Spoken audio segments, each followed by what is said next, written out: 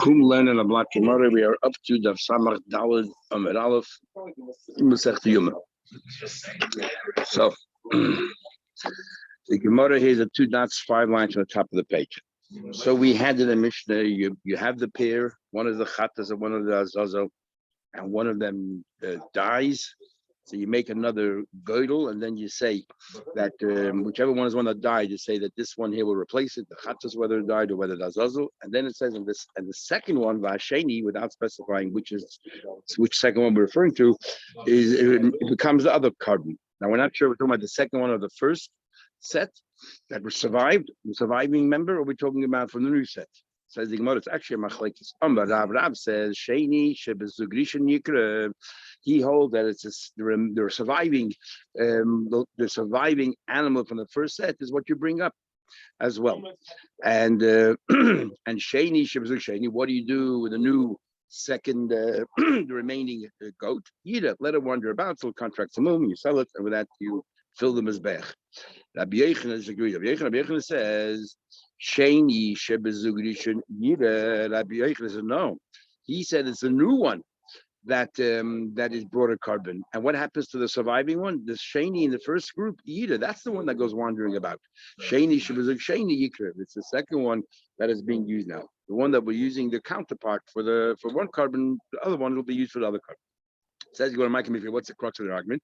Rav holds in the first set when one of them died, the other one now, the surviving one cannot be brought up on its own, but it wasn't totally rejected. So when you fixed it up, it goes right back, reverts back to its original status. Once one of the members died, then the surviving one has been rejected. Once you're rejected, you cannot come back. My time of the Rab. Why does he say that once that even though it's rejected, it can bounce back? The Yalef, he learns it out.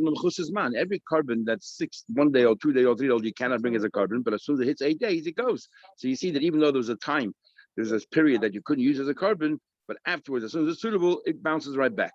Says the Gemara, he learned Mechusas man, lab, isn't it? Avagab, even though the hashtal now is not suitable, but as soon as it becomes suitable, it's all right. It makes no difference. Says the Gemara, dummy. What are you comparing?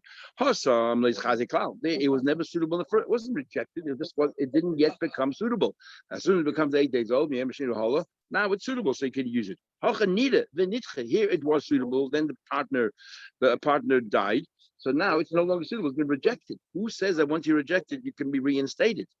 Elahain time that which is on basis. The Yalav, you learn that from Balmum over a temporary Balmum, temporary defect.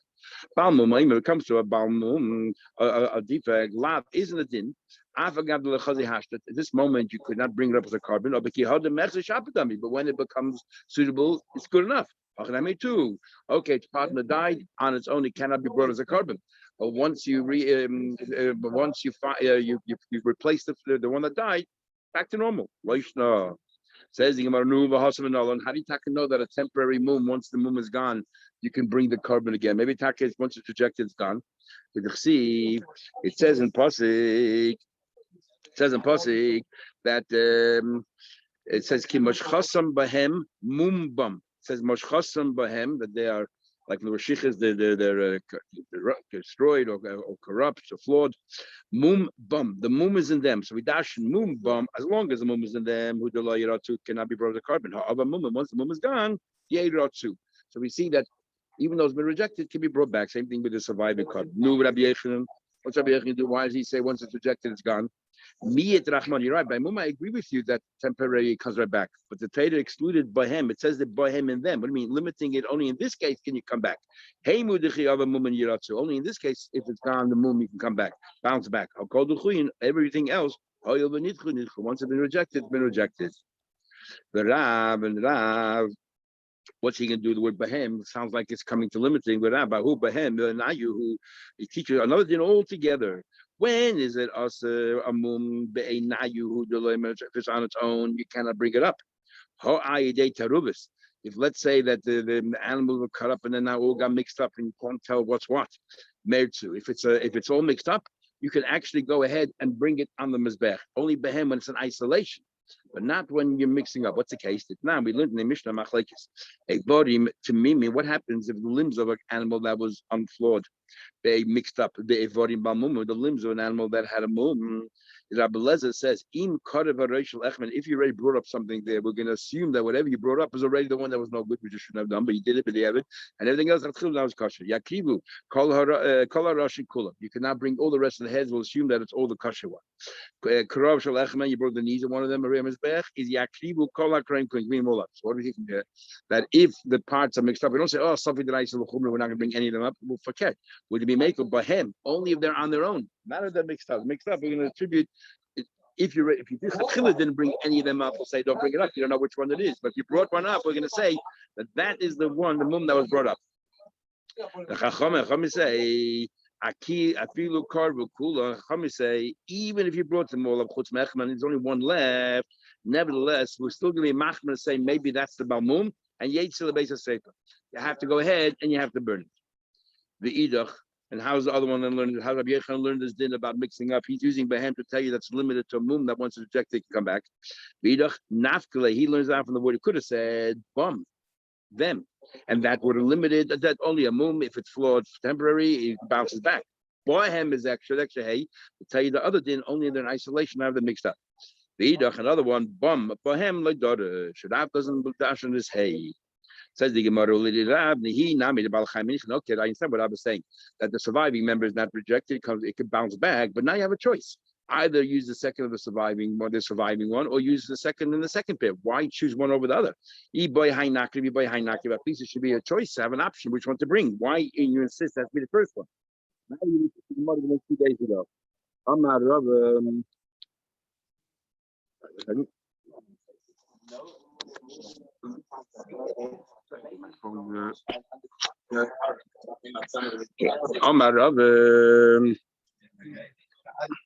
Amar Rav says Rav Sava look at Rabbi Yasi. Rav insists it should be from the surviving member from the first pair because he holds like Rabbi Yasi. The mitzvah is the first one.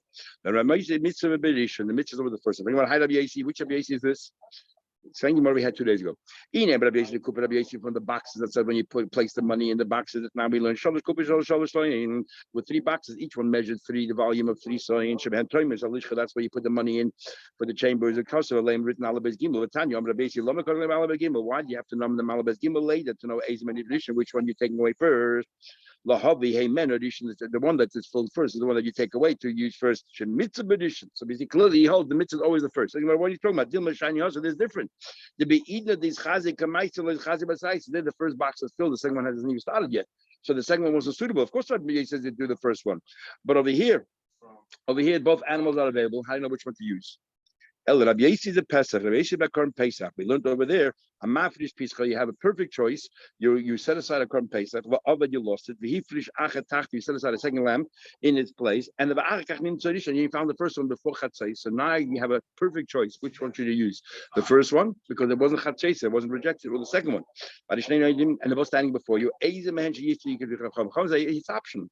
You should always do the first one. But if the second one was better, then you bring the second.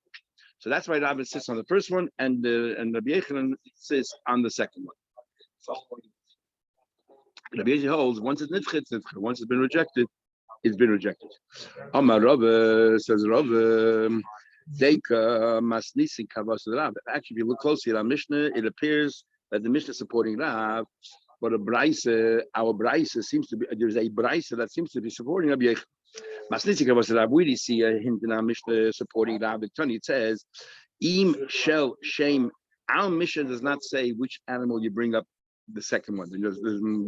All our Mishnah talks about is the one that died. It doesn't talk about the one that survived. It says that if the one that died was a chattas, then when you do a new lottery and you're taking the chattas, you're saying the chattas, you're going to fulfill the shoes of the first chattas. Im shel shame mes, if the chattas is the one that died, zesha all of our good, all the shame. This guy in Tachtav, the one that became a Chatas now, you say fill in the place of the first one. But you don't mention a word about what happens to the, let's say, the Azazel one. Which one do you use, first or second? The Edach sounds from the Mishnah watch. You don't say to the second one, you're taking the place of the first one. You're only saying to the Chatas, you're taking the place of the dead Chatas. If you don't use, if Rabbi Yechon is right that you don't use the first one for Azazel, using the second one, shouldn't you have said the same thing? And the second one, you're taking the place of the Azazel. The fact that you don't say that proves that which one are you taking for the Azazel? The first one. No, it's koi. The surviving one remains the way it is. Arayah to Rav Rab. Nu, and which Braisa Kavasa Rabbi Yechon, which Braisa supports Rabbi Yechon. Finally, we learned Shani, when it says in the Mishnah Shani, the second one, the surviving one, the second one, any day I'm not sure. Shani is really, we're talking about the surviving one, or Shani is really saying, or the remaining one of the second group. It says in the pasuk, Yamod Chai, that this Shir Azazel has to be standing, the Yamod Chai has to be standing alive. So we dashin not the one that the partner died. No, that's the first group. It's in the second group. You want to mind mashma? How do you see those words? Yamod Chai has to be in the second group. But the Gemara Yamod Chai should only stand once. Not if already this is the second time standing. You stood once and then the partner died, and now you're doing the second time. You don't do that. Okay, so we have a Braisa that supports Rabbi Yechon, and we have a Mishnah that supports our Mishnah. Then our Mishnah continues. Remember the last line of the Mishnah, it says another thing. Third, Nishpachadam, he says that if the carbon chatas is blood spilled out, which means you have to shecht another carbon chatas, you actually kill the azazel. Our Mishnah says that ain't sibur, a carbon sibur does not die.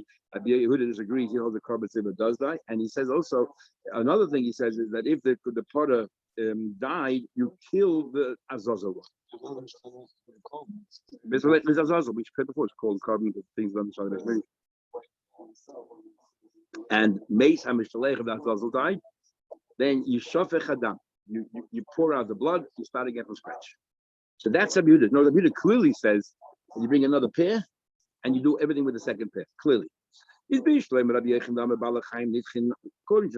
let's understand Rabbi Yehuda. According to Rabbi Yechon, it says that once it's been rejected because the partner died, you can no longer use it. I understand why Rabbi Yehuda says kill the azazel.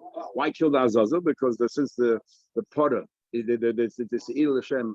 chatas is gone, so therefore it's been rejected, and the azazel can be on its own. So therefore you kill it. Elder Rav you can bounce back. Why kill it? Do another lottery and then we use the surviving one. Rav said, it's no problem. I never said I follow Yehuda. In fact, according to me, that's the machlekes of the Chacham and Rabbi Yehuda. Rabbi Yehuda holds that you have to use the second pair because he holds Balachayim Nitchin, and therefore he says kill the other one, whatever it is. But the Chacham disagree. They say the surviving one, you don't kill it to let it stay alive because you're going to be using it. Whichever one the surviving one is, you're going to be using. According to me, the machlekes of the Chacham and Rabbi Yehuda is beautiful. They're arguing this very machlekes that I'm arguing with Rabbi Yechon. So you might have that's exactly machlekes. Rabbi Yechon might plea. According to Rabbi Yechon, even the Rabbanan holds that that the surviving one is not brought up. It's only the second pair that's brought up. What exactly they're arguing about? Amar says, what's the problem? For Amrina, we already said Deika Maslis in Kavasi the Rav. When we say that the mission is like Rav, it's clearly that the Chacham hold that they're like Rav, but Rabbi Yechon has a brayso that supports it. And we learn Yehuda adds she'ein chatas tzibur meisa chatas of a tzibur. It says that the Tanakama says the chatas of a tzibur does not die. He's explaining himself why we don't kill, let's say, the surviving chatas, because the chatas tzibur doesn't die. It's not like a chatas a mace that that the dinners of the owner dies, you kill the chatas. Over here, or the 5 different cases, over here the chatas doesn't die if you let it wander about until it gets home. In other words, it's contrasted. Had there been a yachid, it would have died. Now, when would it die? Only if it's from the first set.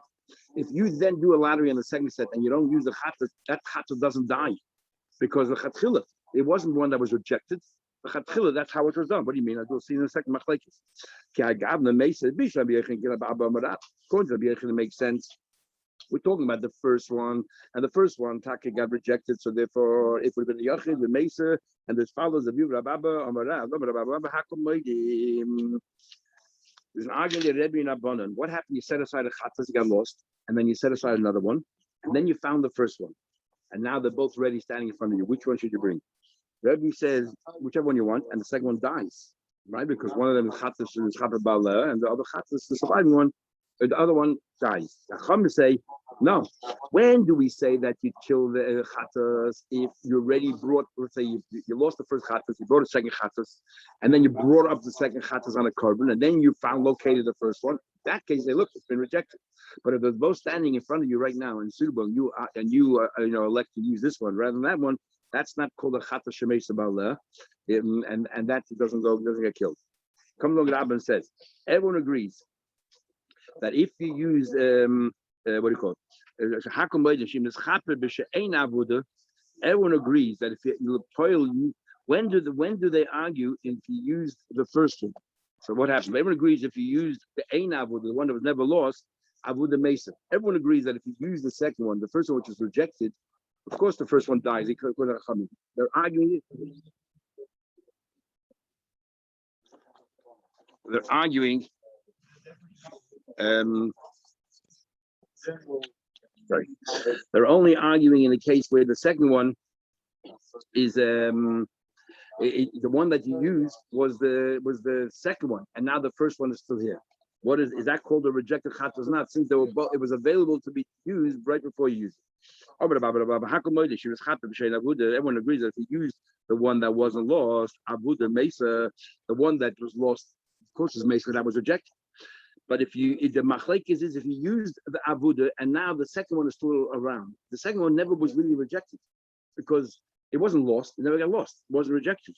And that's the machlek is how do we treat that? So, so according to machlek is what? The Rebbe holds that the second one, since it's there to replace the first one, it's considered an avuda. It has the entire status of the avuda. And the Chachamim say no, the second one was never lost, so the second one was never rejected. So according to Rabbi Yechanan, that you're telling me the surviving one is not brought up at all. And what does he say? He says that the second one just wanders about, and he says why? Because had this been a chatas yachid, definitely it would have been killed according to everybody. It would have been killed because this is the one that was rejected, and everyone agrees if it's the one rejected, it's the one that gets killed. So therefore, but according to back to your mother. Everyone agrees. If the kapara was on the one that was never lost, the avuda has to die. Everyone agrees that the avud was rejected. The whole machlek is if it's the one that wasn't rejected is the surviving one, and it was already before you had both animals available, and you used the one that was lost, and now the second one, is that considered rejected or not? Because the Chum say no, because he never rejected, and the Rebbe says no, it's a shoo-in for the one that was lost, and therefore has all the same things. According to Rav, that you're actually using the first one, and the one that's being rejected is the second one. The second one is merely there as a guarantee. If you set two kabbanas for just one to be brought to the carbon, another one just to make sure that if you lose it, you have it. And everyone agrees it doesn't die because it's never rejected. Says the Gemara, you're right. Even the Amar Rabba said, Rav Soblok Rabbi Yeshi, Rav Hozak Rabbi Yeshi, Amar